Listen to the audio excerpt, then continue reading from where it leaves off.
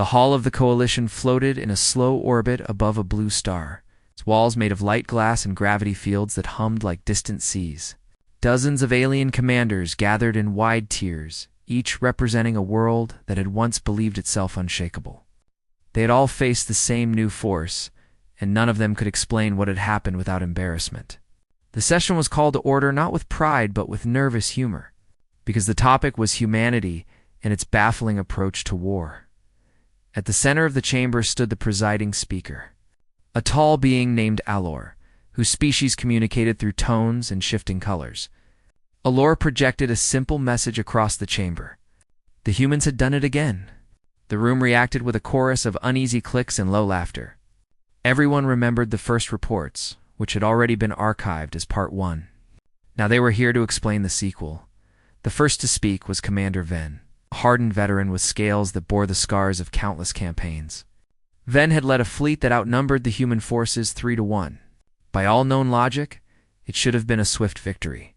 Instead, the fleet had withdrawn in confusion, leaving behind only damaged sensors and recordings that no one could quite interpret. Ven began by describing how the humans had refused to fight according to any expected pattern. They did not hold a stable front. They did not even attempt to protect key positions in a way that made sense. Instead, they scattered small groups across empty regions of space and allowed themselves to be seen. Every time Ven's fleet moved to intercept, the humans vanished and reappeared somewhere else, always just close enough to be noticed. The audience listened closely as Ven displayed footage of human vessels darting around like playful insects. The ships looked fragile and mismatched, some painted with bright symbols and strange phrases. The commanders could not help but laugh when one screen zoomed in on a hull painted with a cartoon creature wearing a helmet. It was impossible to take seriously, yet the fleet had been forced into retreat by that same vessel. Ven admitted that the most confusing moment came when the humans broadcast music across open channels. The sounds were chaotic and energetic, full of rhythms that seemed to mock the solemnity of battle. The signal repeated again and again, distracting crews and causing command officers to argue over whether it was a coded message. By the time they realized it was only noise, their formation had already fallen apart.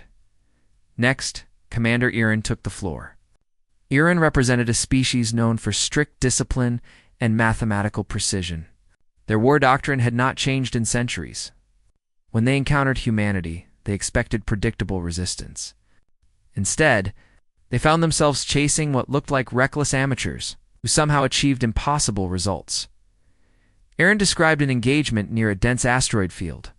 The humans flew directly into the rocks, where sensors struggled to track movement. Instead of avoiding danger, they seemed to welcome it. Human pilots used the terrain as if it were a playground, weaving between obstacles and luring the pursuing ships into collisions. Irin's fleet lost several cruisers without the humans firing a single serious volley. The chamber erupted with stunned reactions. Someone asked why the humans would risk such chaos. Irin replied that the humans appeared to thrive on it. They laughed during combat and exchanged casual remarks as if they were in a friendly competition rather than a life-and-death struggle. The idea of treating war as a game unsettled everyone. Commander Loth then shared a story that made even the sternest. Loth had attempted to intimidate a human outpost by deploying a massive siege array. The array was meant to display overwhelming power. Instead of surrendering, the humans responded by projecting a holographic image of a dancing animal across the array's surface. They also transmitted a message that simply said, "Try again." Loth explained that the absurdity of the response caused confusion among his officers. Some believed it was a trap. Others thought it was a form of psychological warfare. While they debated, the humans used small craft to disable key systems on the array. By the time the commanders realized what was happening, the siege platform was powerless and drifting as the laughter faded. Alor reminded the assembly that these stories were not meant to mock the Coalition, but to highlight a deeper issue. Humanity did not think the way other species did. They treated adversity as an opportunity for creativity. Their tactics were not random. They were flexible in ways that no algorithm could predict. The final speaker was Commander Rel, whose species valued honor above all else. Rel had challenged the humans to a direct confrontation, believing they would respect the tradition of a decisive battle. The humans accepted the challenge, but they arrived wearing mismatched armor and carrying equipment that looked outdated. Rel expected a straightforward clash. Instead, the humans spent the first hours telling stories over open channels, sharing jokes, and asking questions about Rel's homeworld. The strange friendliness disarmed the tension. When the battle finally began, the humans used simple tools and clever combinations, turning everyday objects into effective weapons.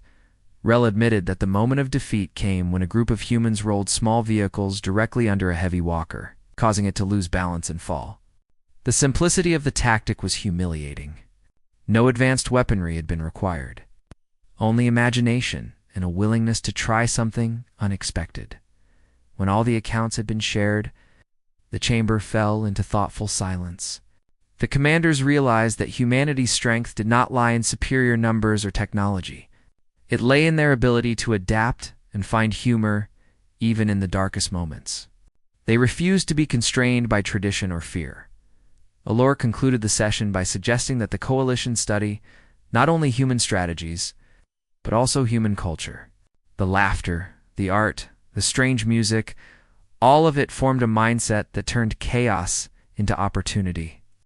Understanding that mindset might be the only way to face them without repeating the same mistakes. As the commanders departed, many of them felt a strange sense of admiration. Humanity had not sought to dominate through brute force. They had challenged the universe to keep up with their imagination. And in doing so, they had rewritten the rules of war, one unexpected tactic at a time.